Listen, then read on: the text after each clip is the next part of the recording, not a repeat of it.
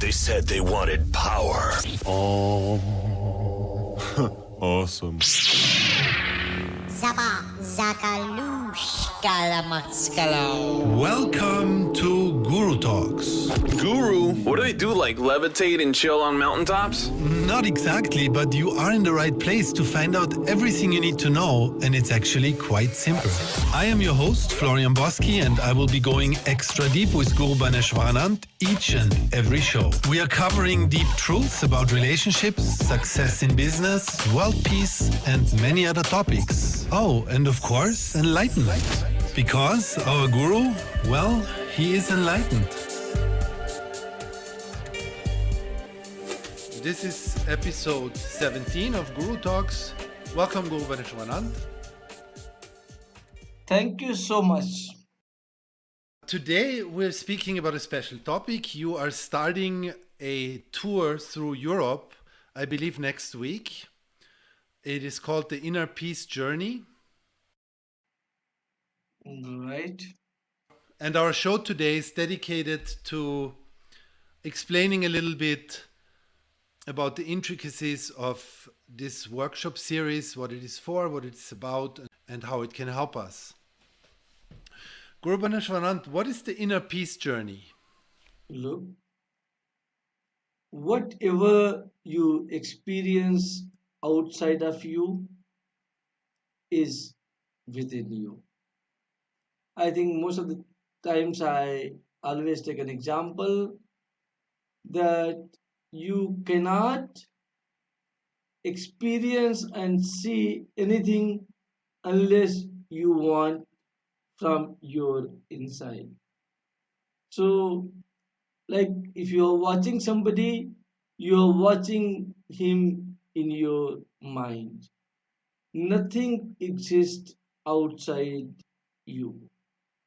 You close your eyes, there is no universe. You open your eyes, you are able to experience the universe. And the spiritual journey is the journey in which you can close your eyes and you can still experience the universe. And that is called inner journey, or it is called inner engineering. I see. Okay. Inner engineering, Sadhguru calls his practice inner engineering. Is this the same thing? I don't want to tell about anybody in particular, but yes, inner engineering, there are many people who has practiced in the past, many people who are practicing now, and it is journey within. Because Sadhguru, I think he teaches a breathing technique, but what you're doing at this workshop series is going to be different, right? Yes, what we are doing in this workshop series also includes breathing technique, but it is much more than breathing technique, I suppose. So you were saying that the journey within is when we can close our eyes and still see a certain thing. Basically, I believe whatever we want to, right? That's the idea, no? Look, if you don't want to see anything outside of you, you still don't see. And if you are able to see after closing your eyes what you want to see, it solves the purpose. So somebody decides to come to your workshop. I think it's a workshop in 4 parts. After they're done with the workshop, will they be able to do this? Not exactly. The workshop series is the starting point of reaching this goal.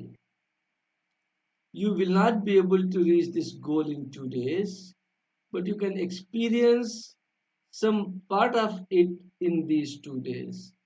Then you have to practice at home, practice in your life, and then in time to come, you will be able to attain this goal. I see. So this is, would you say this is a starting point or is it already an advanced workshop? Depends from where you are seeing it. From a normal point of view, it could be called advanced, but all those who are on the spiritual path or who are trying to be on a spiritual path, it is a starting point. I don't understand what you just said. You're saying that for normal people it is advanced, but for people who are already doing spiritual work, it is a beginning. So people who are not spiritual, You see, they can call it advanced because for them to reach here is will be very difficult. But all those who are doing some spiritual work, like healing, like seeing future or something like that, for them it is the beginning to enter into deep spirituality. I see.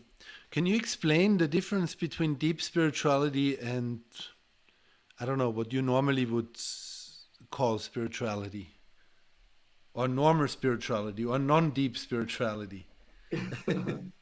See, look, there is nothing called normal and deep spirituality. But when I call deep spirituality, it is a real spiritual work beyond religion. Most of the people who are religious also considers themselves spiritual. So when I use the term deep spirituality, I mean it is beyond religion and it is for everyone. I see. I'm still not clear about the difference in definitions. Maybe you can elaborate. I think we spoke about this before, but just for completion, since we're at this topic right now. Anything what binds us with certain rules, regulations, certain customs, certain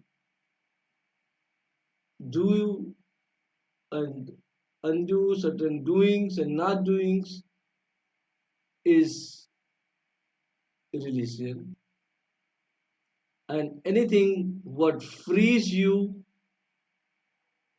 is spirituality. I think you or somebody asked me what is the difference between your love and my love. And I said, do you have a pet? He said, yes, I have got a parrot and I love it so much. I said, what do you do? He said, I bought a silver case for it. So his love is to provide a silver case. But the moment I love a parrot, I will take it out from the silver case and free it. If it comes back to me, it is in love with me. And if it doesn't come back, I'll be very happy that I freed it. So that is what the difference between deep spirituality and other thing is that if you are in a real deep spiritual things, you do not like to bind anything or anyone. You like to be free and you want everyone to be free. In other things, you define the do's and don'ts, you define rules, you define this, you define that, and that is the set of things along with some spirituality, and that we call religion. I see. So when you speak about binding, you're not only speaking about binding somebody else, but also binding yourself to a system, a set of rules, a doctrine, a dogma. Am I understanding this correctly? Yes, yes, you are studying it exactly correctly. Uh, Whatever you have inside, the same thing reflects outside of you because you are bound inside, you want to bind others. When you get free inside, you want to free others. Okay. This is actually and I hope I'm not veering off the topic here too much, but this is a really important thing, I believe. I'm, in touch with some others of your disciples, and one of them was saying to me several times that, you're always teaching freedom, and you're always teaching setting things around us free and being free as much as possible and freeing ourselves as much as possible, and to be free of rules and dogma and doctrines. On the other hand, getting involved in the spiritual path that you teach, there are certain things that are subject to cause and effect. It means if you're doing a certain thing, it means you will have an energetic disadvantage in terms of reaching your goal towards inner peace. You usually say that very clearly. Sometimes you told me, please don't engage with this teacher, or please don't, there's different things. You're not telling me to do it, but you're telling me very clearly that if I do it, it will have negative effects on me. Isn't that in itself a set of rules that we're following when we're in a spiritual path? How is this different from the rules of religion? I think maybe you are mistaken. Giving advice is not a rule. Uh, I do not know to what subject you are referring at the moment, but I give advice, yes, that you are on a path going towards Paris. Now, if you start going in opposite direction, you may not be able to reach Paris. Okay. But at the same time, I also say reaching Paris is not important. You say reaching Paris is not important. Yes, you do. Yes. And I say that if you want, you can continue in the direction you are going, but please know that you will not be able to reach Paris. If it does not matter to you, continue. Otherwise, turn around and straighten your journey and go on the path you were going. The decision I never take for anybody, including you.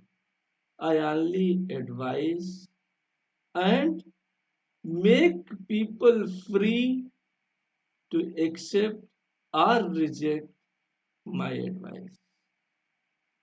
So, where is the binding in that? I see. So that's the important distinction, that you're not saying this is the way. You're just saying this is one way, and I can help you get there if you want, but it is not more or less important, or than any other way.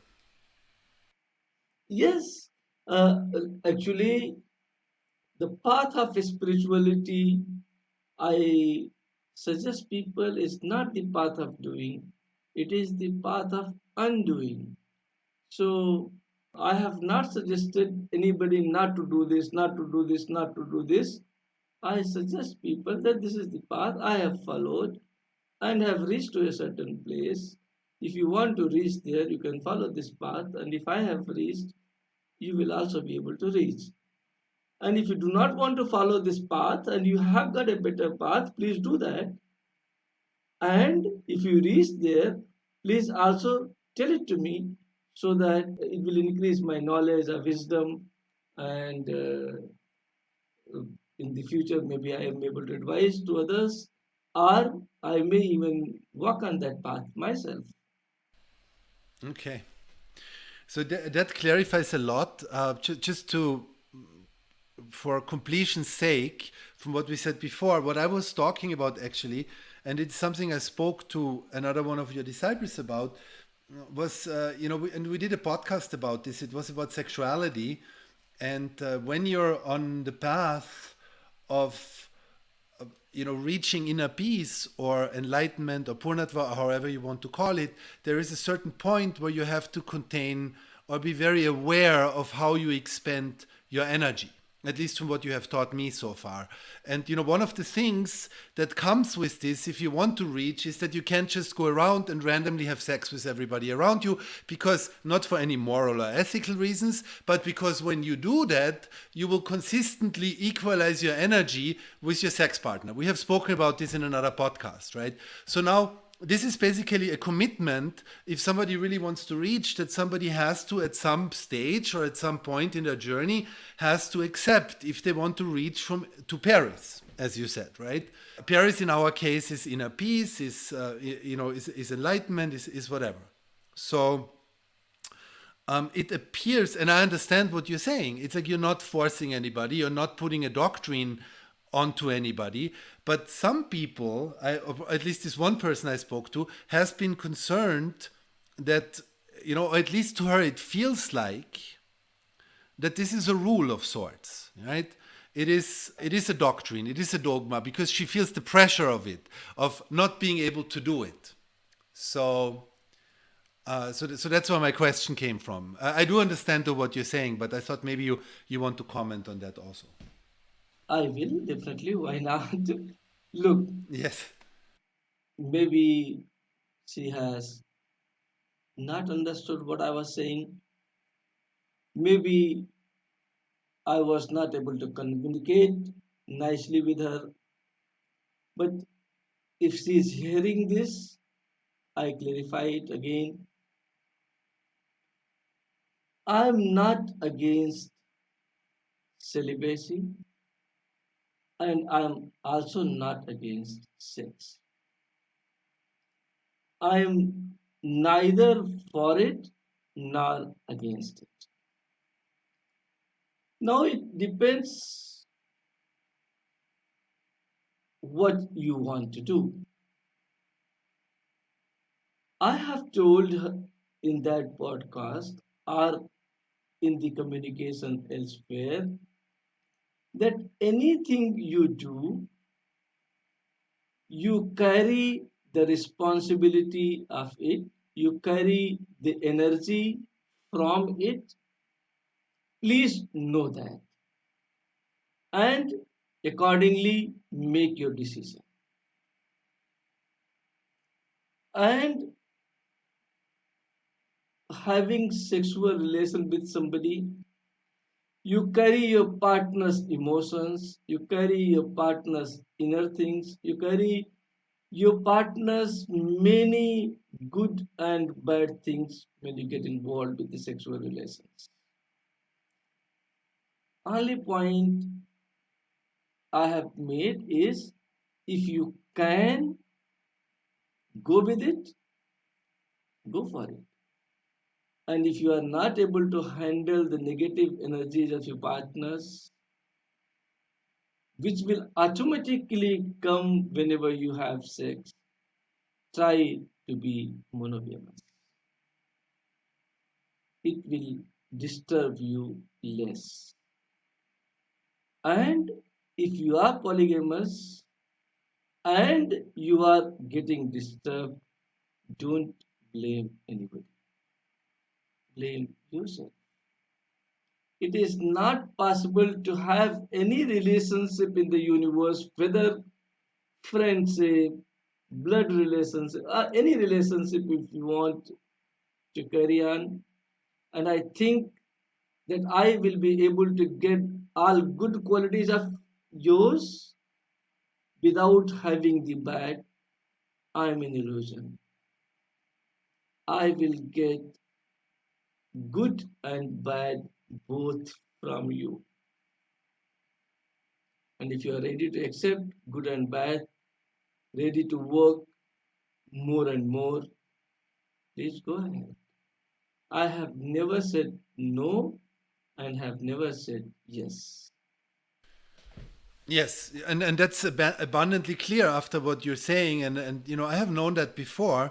However, let's take this just as an example, right? What I think is interesting, that there is somebody who has a certain desire and also is on the spiritual path towards inner peace, right? And now there is a conflict of sorts, because there is a certain desire, and part of where this person is in their journey, it now requires certain steps, certain decisions. Those decisions create a certain pressure because they act against maybe another desire that's there, or an additional desire that's there. So on the one hand, there is the desire to do spiritual work, to engage on the spiritual path, to go down the journey towards inner peace. On the other hand, comes a conflicting desire in the way that would kind of like maybe hold back or slow down the progress on this spiritual journey, and with it comes a certain unease and the feeling that now I must restrict fulfilling this desire, and then potentially there comes a projection, etc., etc., etc. I think this is probably a normal phenomenon, but I wanted to again focus on this aspect, not particularly the sex or whatever, it could be anything, but this specific aspect. Every spiritual being passes through this stage. None of us has reached enlightenment before passing through the conflicting or confusing state. There are methods in Tantra that it says that if you can leave your desire, try to leave it. Otherwise, try to fulfill it. Take the spiritual help in form of tantric rituals and try to fulfill them so that it doesn't come back to you again. Each one of us has passed through that stage. Some of us has been able to leave it. Some of us has done the rituals to fulfill it. But these are all obstacles, problems, good points, bad points, whatever you want to call them. But yes, they are part of the path. Accept them with a smile. Be always happy. Try to remain in bliss. And slowly, all these desires will start disappearing. Fantastic. Which brings me to the next question. Uh, and the question I wanted to ask was, what can people expect when they come to the inner peace journey? But I guess after what you said, maybe I should ask, can people now expect they come to the inner peace journey and then they have maybe more problems than before because now they need to start moving through difficult psychological stages? Or how does it work? Maybe you can explain to us a little bit. It is possible. You see, anything you want to do, it may be smooth or may not be smooth. Mostly, all those things which are smooth are going downwards. In spirituality, though I keep saying that there is no upwards and no downwards, but anything which you achieve easily, walking down is easier than climbing up. So, one of the example I tell you, I had a management guru, and he used to ask me every time, "Do you have a problem?" And I will smile and say, "No, no, no, no problem." Then he'll smile back and say, "That is the biggest problem because maybe you do not know your problems." So when you are walking on this spiritual path, slight wisdom comes in and you start knowing your problems. When you know your problems, solutions are bound to come to you. Many, many of us are trying to find the solution and they do not know the problem. And at that stage, finding solution is very difficult. So when you start a spiritual path, you start understanding who you are, bit by bit, and in this understanding there comes few problems. You find out the solutions for them and rise up. Yeah, I think I understand what you're saying. You know, with my own experiences also, it can be sometimes pretty painful to lose your illusions, so to say, right? Because you have to admit things to yourself that you were hiding for particular reasons, you know, and even lying to yourself for particular reasons, which is to not feel the discomfort of the truth, I assume, no? So it can be somewhat uncomfortable, I assume, to get into this process. Not sometimes, always. Okay. Do you want people to come to the workshop? Because maybe you shouldn't say that. You see, it's not that I want people to come to workshops, so I start lying. I will speak truth. And yes, if you want a very smooth life, maybe spirituality is not for you. Maybe, Now we're getting to a very interesting point. No, sorry, I didn't want to cut you off. Please continue. yeah, if you want something very smooth, I will request you not to come. If you want to identify yourself, please come. If you want to know who you are, please come. If you want to accept good and bad as they are, please come. And if you want happiness, please come and come with less expectations. And if you want bliss, please come. You do not have many chances for these kind of the things. So I'm very clear. If you do not want inner peace, why should you come to us in this workshop? And nothing can be attained unless you stir yourself. If you want to get the butter from the milk, from the yogurt, you have to stir it. This butter is you, and this body of yours is yogurt. If you want to remain yogurt, there is nothing wrong in it. But if you want to identify yourself, join this. You know, it's we spoke about this before, and what you said reminds me of that. You're saying if you want an easy ride, don't come. But if you want happiness, come. Now, I assume that there are many of us out there, many people out there. I won't include myself because I don't believe that.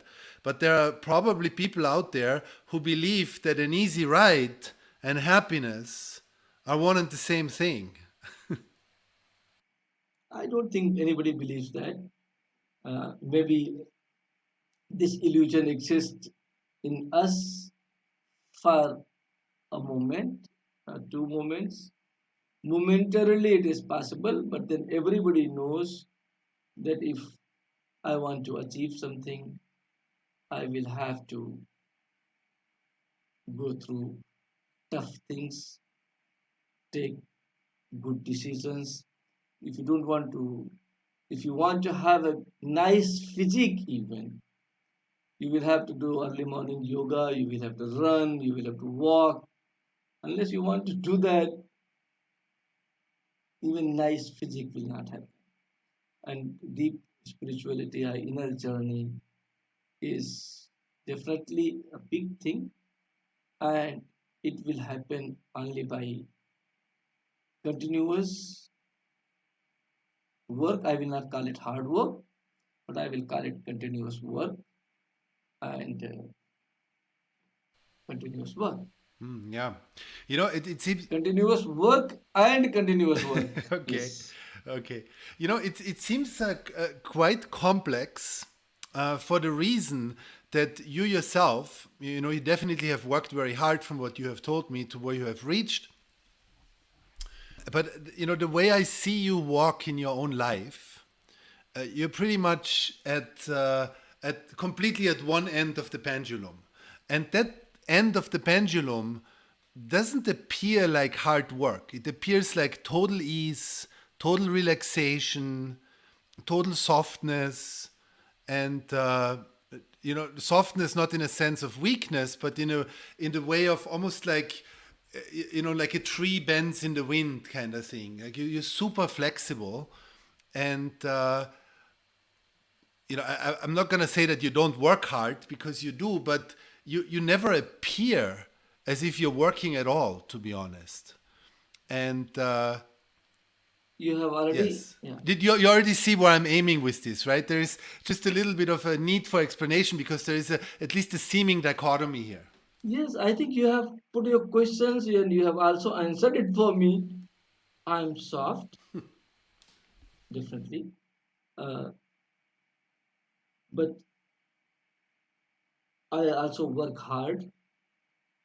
Whatever, uh, this is one side of my disciple who says that he's very soft, and another side of my disciple says, Guruji, you are too much. You get up at 3:30, work till 10 o'clock, 9:30, 10, and sometimes when there are rituals, you work till 1 and you still get up at 3:30. I don't know what is soft and what is hard work, I do not know. But I mean, few people say me this, few people say me that.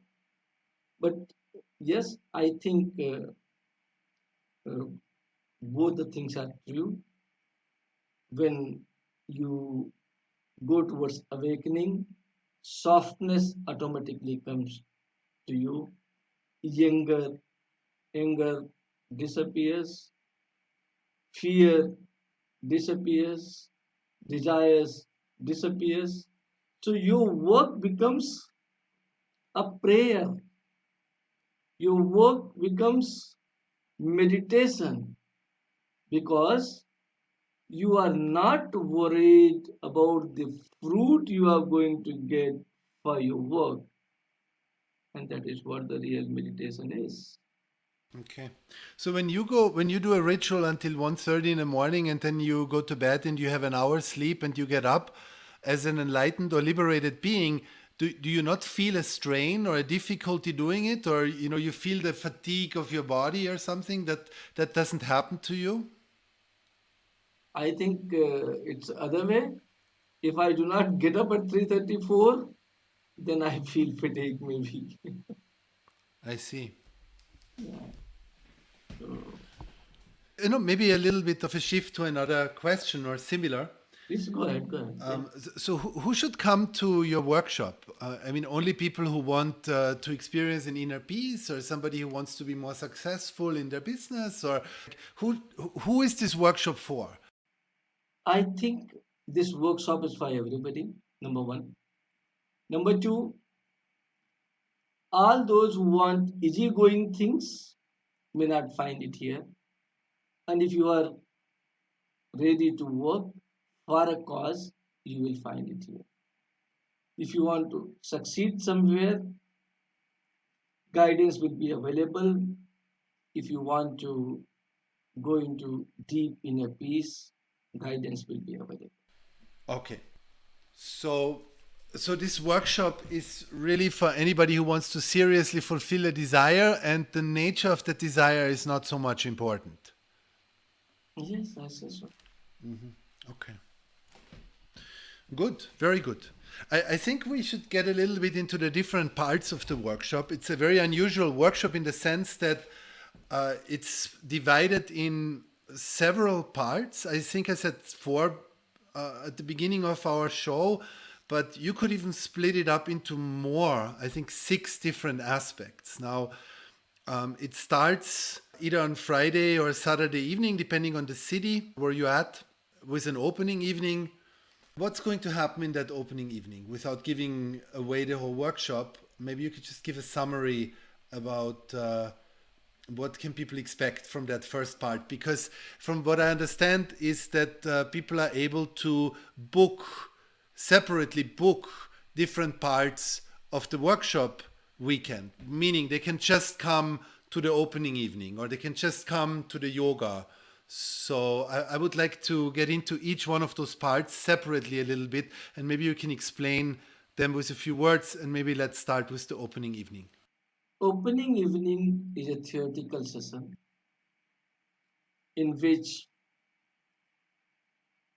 we will try to explain everything a little bit, what we will be doing and how will we be doing, what the spirituality is, how you feel when you are spiritual, what kind of the qualities get enhanced when you are spiritual, how the inner peace feels, and how you will be able to not differentiate in good and bad, how you will be able to keep you cool in everything, in every situation, and solve the problems without getting involved into the problems.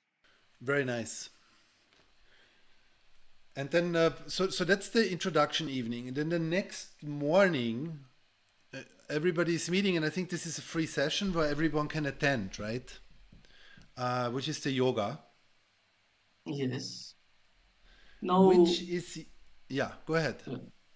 in yoga, we will be telling that these are unique exercises on earth.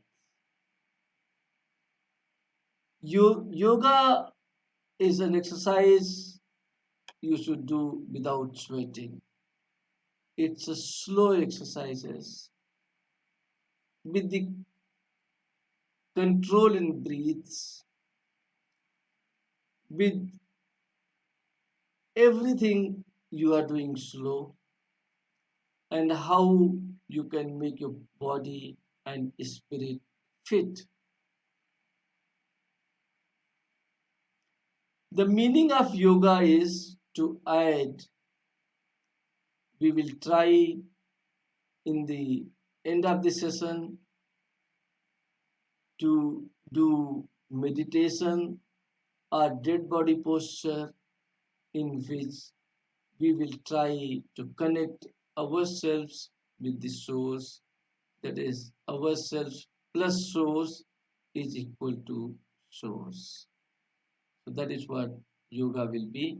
It would be wonderful to feel it, it would be wonderful to understand it, and it would be great to do it. Okay. You know what? One question I have, because I've been doing the yoga also, and I know that the yoga is usually done during sunrise or during sunset. However, I've seen that in the workshop, in pretty much all locations, you're starting with the yoga at 9 a.m. And I think that's probably more convenient for people. But I wanted to ask you, is the yoga just as effective, or? The best time to do yoga is while sun is rising, because that is the time when good sun rays we can experience, we can take, we can receive them. The life on earth is supported by sun. If there is no sun, there would be no life. And at the time of rising, sun gives the best quality of energy. Please receive this while you are doing yoga. Sun salutation is part of yoga. When you do sun salutation, look at sun, enjoy it, try to uh, receive the energy it is giving. And that is why I recommend that every one of us should do yoga in the morning when sun is rising. And if we are not able to do that, we should try in the evening when sun is setting. And if both the times you cannot do, then you can do it any other time. But these are the two times which are the most favorable for doing yoga. Okay. So during this yoga aspect or yoga part of the workshop, what will happen there? Will we just do all exercises, or will each one be explained? How will it go down? Will you be there?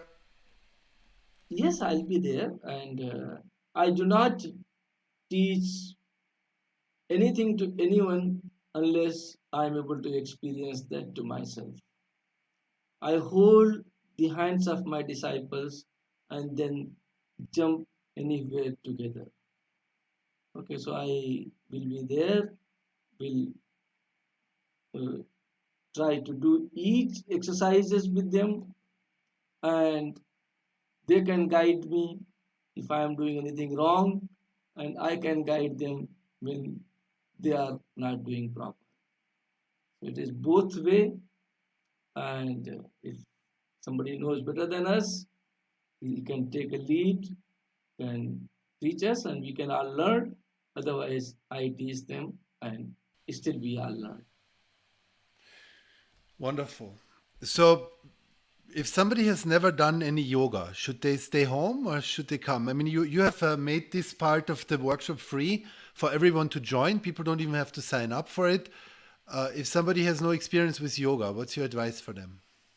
They should do it. What is the experience? Anything you start, anything someday. We are never born experienced. Okay, so if somebody doesn't know it, he is still welcome. And if somebody knows it, he's also welcome.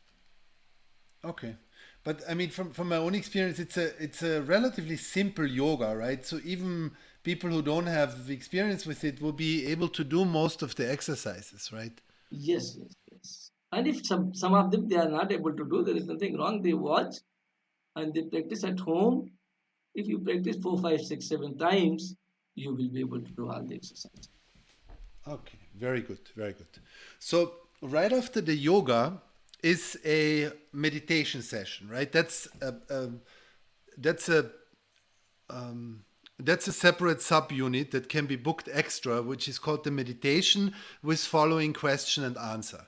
Tell us a little bit about meditation, the way it is practiced in Tantra. I have meditated before I met you, and I have clearly seen that what you consider meditation is not necessarily what a large part of the world considers to be meditation.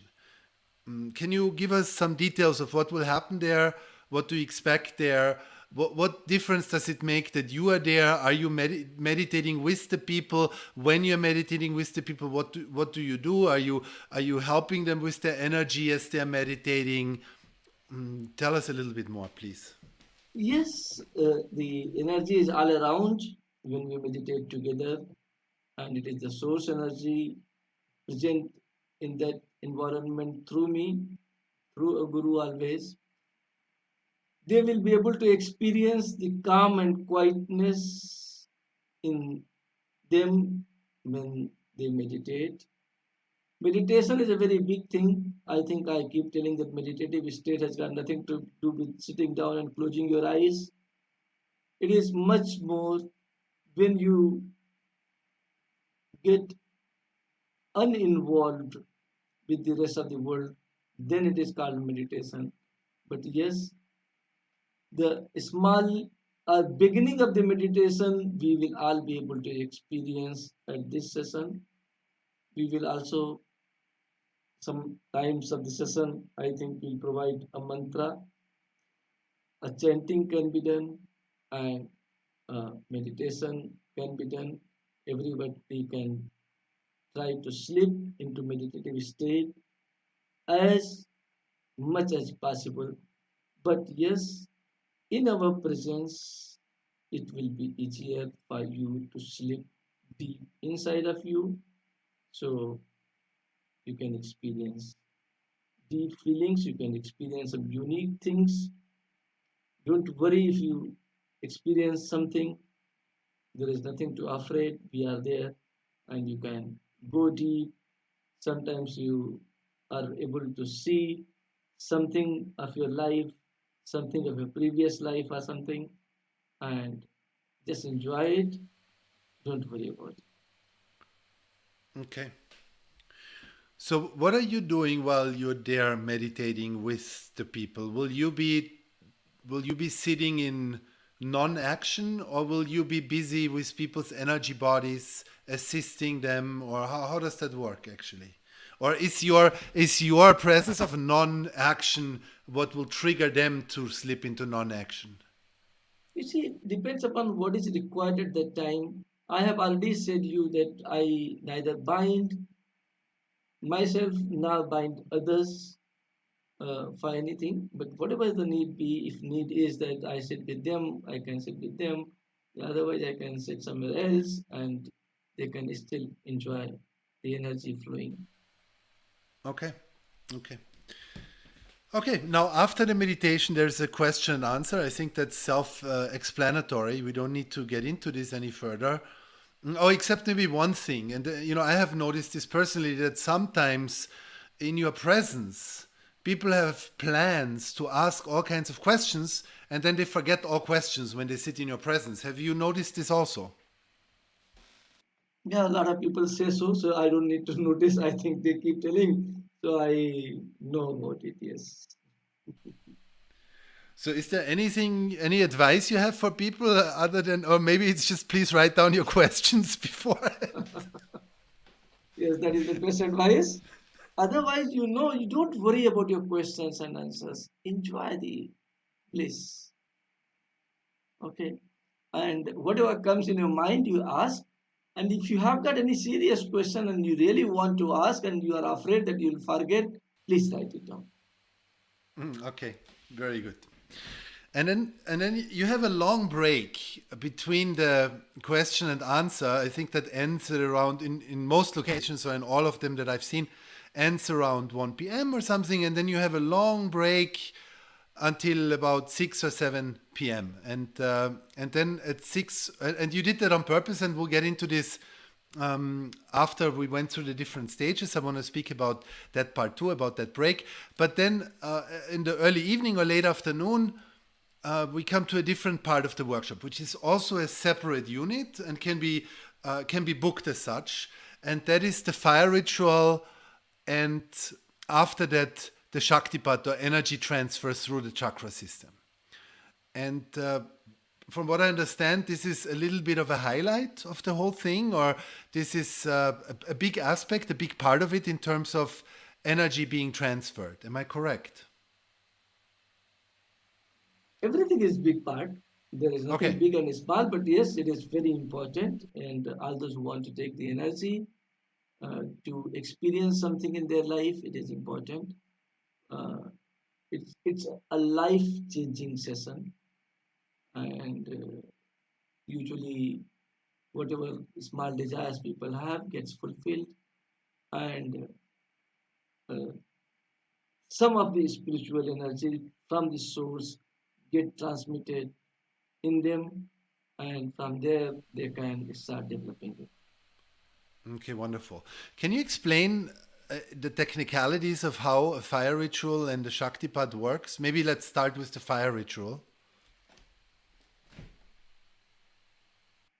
Yeah, uh, you see, human body is of five things. We call it elements. Actually, elements is something different, but I do not have the correct English word, and therefore I call it elements. But those elements are earth, water, air, fire, and space. So, if we want the presence of any human being, we must serve them food, we must give them water, a fresh air, a little bit of heat, and space. Similarly, the beings has got only three elements. They do not have water and they do not have earth.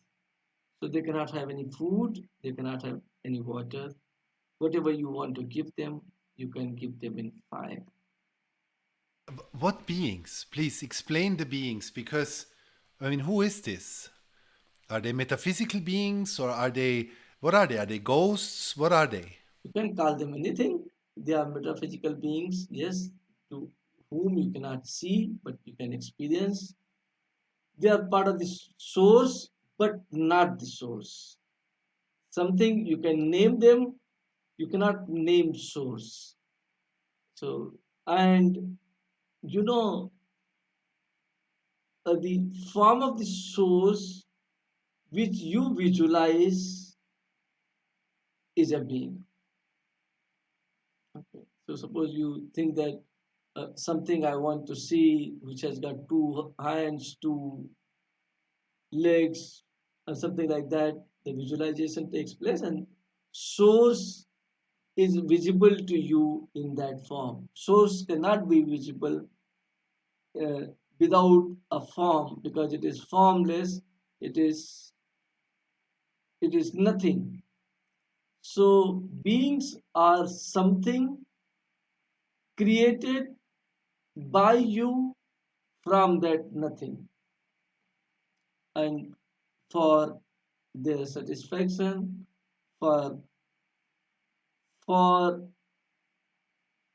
we have invited them, therefore it becomes our duty to give them something, and by that we give them in the fire to please them and to have blessings from them.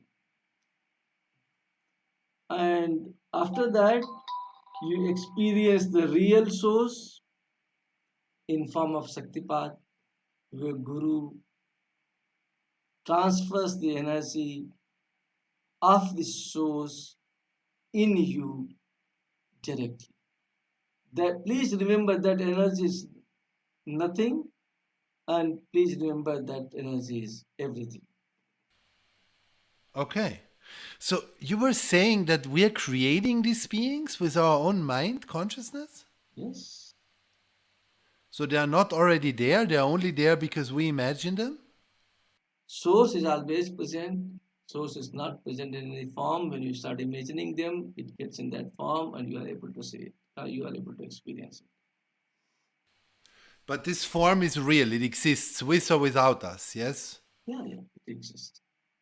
It's not like this just, it's not like that these beings exist because we imagine them. They just come to us because we're calling them, yes? Yes, and maybe they take the shape of the form in which you are calling them because they are shapeless. Anything which is not solid can take any shape. I see. So we're putting our own filters on top, and whatever we imagine, that's how they will appear Yeah, to that is us. that is what conceptualization is. I see. I see. Now, there are obviously different kinds of beings. People speak about angels, people speak about devils, vampires, people speak about Mhm. ghosts, people speak about yoginis. There is all kinds of beings that are being talked about in mythologies, in different cultural systems. What are these beings other than beings, or are all beings the same or of the same kind? Yes, they are the same, not same kind. They are the same. If if you want to see a vampire, they appear in form of vampire. If you want to see an angel, they appear in form of an angel. I see. So these beings, are they dead people? No, not Okay. necessary. The dead people, the beings which are dead people are called ghosts. Okay, that's different. I see. Yes. You know what I'm trying to understand? Aren't there beings that are lower in frequency and that maybe have, certain intentions that they want to, or certain agendas that they want to put upon us or enslave us or something? And then there are beings that are of a higher vibration and they have no agendas. Doesn't that distinction exist at all in that world? Because the way you're speaking, it seems like they're all the same. Yeah. It exists, They are all the same depending upon what you want. Uh, if you want something lower, they become lower. If you want something higher, they become higher. You see, starting itself, I have said there is nothing exists outside of you. Your imagination becomes the energy you want to get. And they are the beings. When you want a negative energy, they come to you in form of vampires. When you want a positive energy, they come to you in form of angels. When you want further positive energy, they come in the form of gods and goddesses. When you want further pure energy, they come in formless. Okay, great. I'm still trying to wrap my mind around this. You're saying that the being you call and the being I call, or we can use also different people as examples, but the being one person calls by calling a negative energy, and the being another person calling something godly, is really the same being that comes to them. Same energy. It's the same. It's energy. It's energy. Same or not same. If I start calling same, then you will have another question. It's an energy. You call it in the form it appears to you. Okay. So I assume that these energies are not bound by geographical locations. Usually not. They are not. And there is still more than one of those beings. How many are there? Millions? Billions? Or three? As many as you can imagine, because it is the energy. It takes a form of your imagination. If you can imagine more than a billion, there are more than a billion. If you can imagine only two, there are only two. Very interesting. So this energy, the source energy, only starts forming into a being once you start wanting that. Yes, I think you are at a stage where I have taught you conceptualization. You uh, you conceptualize, and whatever you conceptualize, you are able to see, experience, feel the source in that form. Yes, yes, but I really do, when I do that, I really do believe that there is a being that comes close to me and shares its energy with me. There is. I don't think that I just created that being with my mind. I'm thinking that that being just came to me, and that's maybe a misconception I'm having, but No, this is really a, it is not. Whatever you see, I mean, if you go a little deeper, there is nothing what we can imagine and does not exist. well, Okay, so you are also right that whatever I call comes, it is present in the universe. Anything what you can imagine is present in the universe, so, and it comes to you. But all that which is which anything which is present in the universe is part of the source, including human being. okay, good. Okay, great. I'm still wrapping my head around this, but let's move on. So you were at the fire ritual. You are calling a being or several beings with specific intentions, and then what do these beings do? Now people are going to feed those beings, right? That's what you said. By I guess moving food or giving food or releasing food into the fire. Yeah, giving anything. And what, yeah, and then so now these people, and then they get the energy transfer, whatever, but now these beings have been fed or given something, I assume, in return for them doing something for the participants of the workshop, yes? Yeah, you will be able to experience all part of the source, including source in Shaktipat. You will be able to experience the energy, which is nothing. You will also be able to experience energy, which is something. you will also be able to experience energy, which is everything. And they are all same. Okay. Good, good, good. And then these energies will work. These beings, they will stay with those people that come to the workshop for a while, or they will work for them for a while, or they will make things happening for them, or is it just about experiencing them?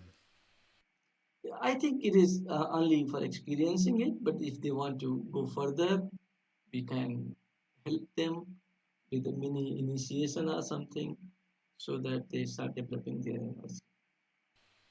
Okay, that's also a question I wanted to ask you. So there is no initiation involved in any of this, right? We had a show before that was just dealing with initiation, but that's not that. No, not initiation, but all those who want, we can provide them mini initiation. So the purpose of this fire ritual for them is just about experiencing these energies. Yes. Okay. And then what about the Shaktipat? The Shaktipat is the energy transfer. It's a very traditional thing that gurus do. I think you do it by putting your thumb on a person's third eye and you're transferring everything you have, right? I mean, you're opening all the floodgates of your energy and pooling it into them. Is that No, correct? no, it is No. not correct at Okay. all. Uh, I'm transferring them whatever source has. I do not exist. And so let people know that it is not my energy, it is the energy from the source reaching to them through me, and through this thumb finger, which also does not belong to me, it belongs to source. Okay. So then what I don't understand, please explain this to me because sometimes you've done this with me and many people I've watched, you put your finger onto a person's forehead and the pressure becomes so immense that it feels like you're putting your whole body weight into it and to the point where the person cannot keep sitting anymore but they have to basically fall back or they're being pushed or pressed back but you're saying you're not doing that, yes? Yeah, it is the source energy, it is the positive energy, and when you have got negative energy inside you, uh, you feel that pressure. When you have got only positive energy inside you, you feel pleasure. Okay. So So, don't and worry. you don't feel, yeah, okay. But so you don't feel that pressure on your thumb because when I watch it, your thumb actually gets almost white, from like when you press something and you see how all the blood leaves from a certain tissue. I mean, there is certainly that kind of pressure there, right? Yeah, yeah, but I think my thumb does not have the kind of the pressure what people experience. If I try to put my thumb and try to pressure them without doing Shaktipat, you will never feel that kind of the pressure. Okay. Okay. Okay, good. That makes a lot of sense. So, I just want to get back for one moment to that break that you're giving between the question and answers and the fire ritual. It's a bunch of hours, and I think you did that so that you give people who are participating at the workshop or even at a particular aspect of the workshop, because nobody has to come for the whole thing unless they want to, so that you give them a chance to speak to you privately. And I think that's a big part of this workshop, that you give everybody who participates a chance to speak to you in private. What's the purpose of that? What can people expect? Is it a truth finding thing? What is it about? Why do people need to do this? It's not private. Uh, it's a it's a meeting between that person and me, and he want to share few things which he's not able to share in front of other people. There are certain things in our life which we do not want to talk about with anybody, and we feel immense pressure inside ourselves that we are not able to talk it. So they come, and the love starts flowing through the eyes, in form of tears, and they talk to me. And this cannot happen in front of everybody because sometimes we are ashamed, sometimes we do not feel good about it. Therefore, it's a meeting of two souls wanting each other. I don't call it private, though nobody else is present, but source is always present. So three of us are meeting. So and in which mostly emotions flows. People try to find the answers of their questions, which they cannot talk to their parents, they cannot talk to their husbands, boyfriends, girlfriends, uh, children. They sometimes come and talk to me, and therefore this session is their session. It's not a private session, but it is their session. Let us call it their session. Okay. Okay, yes. That does make sense. Yes. I think, we're getting a little bit to the end of our workshop, at the end of our podcast today. And I wanted to ask you, for people who are considering or who want to come to the workshop, how should they prepare? Is there anything they should do beforehand? Any preparation that will help them to be able to go deeper or to get more out of it? Yes, try to empty yourself before you come because more empty you are, more energy you will fill in. If you are not at all empty, whatever we try to fill in you, there will be no space. Bring the space and we will illuminate it. Okay. We have done a show on black magic before. And you have said in that show that sometimes when people do spiritual work who have black magic, that they can actually feel worse. So my question is, somebody who comes to the inner peace workshop and has the black magic on them, will it harm them in any way or form? Will they feel worse? Will you tell them right away? How do you handle these things usually? Usually, unless people ask, I don't tell it, but yes, they will feel little bad about it. So anybody who comes to the workshop and feels a little bad about it at the end should probably ask you if they have black magic, if they want to know. Yeah, if they want, they can ask. Uh, It will be a little bad. They should also experience this when they, go to any other spiritual place, like that church or that temple or Yeah, something. yes. The experience, the negative energy doesn't remain comfortable in the presence of positive energy. So whenever they will go to any positive place, churches, temples, mosques, any place, they will feel little bad if they have got the negative energy. So I assume this will be stronger even when they come to this workshop. It will not be strong because most of the things, negative energies, they do not remain in the vicinity when some enlightened people are around. So it will not be strong, but they will be able to feel it. They will be able to feel negativity in them. They will be able to feel something adverse in them, but it will not be very strong. Okay. Because that energy has to stay or keep its distance because you are around basically. Yeah, I mean, because positive energy is around, because source is around. Right, you don't like to speak about yourself, but you are kind of like the medium for this source energy. You're the conduit for it, right? So we can just as well say you.